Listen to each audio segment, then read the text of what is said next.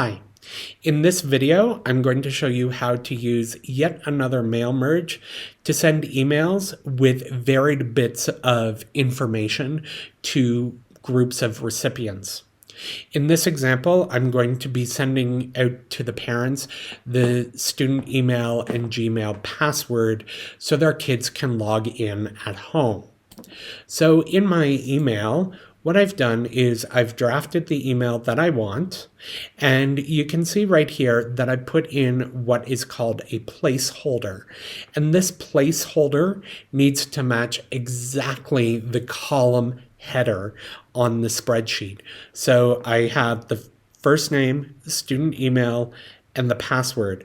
So when this email is sent, that information will get changed to whatever it is I have.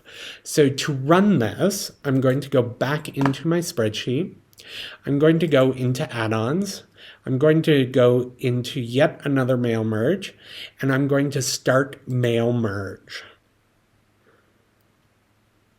And then what I want to do is under recipients column, I'm going to choose the parent email because that's the column that I want the information or the emails to go to. I'm going to press save. Sender name, Brendan Lee, and then my email template. And you can see right here that I have a whole bunch of different emails. I'm going to choose the first one because that's the one I created. You can set a test email. You can even schedule it if you want to. I always leave this checked, and I'll show you why in a moment. So right now, I'm ready to send the email.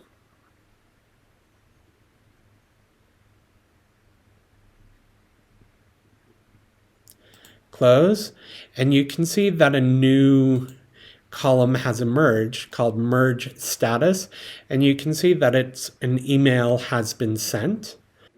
And this is an example of the email that the parents will receive. And you can see here that the placeholders have now been replaced with the information that I wanted. And then when the parent has opened it, you can see that it has changed to emailed open.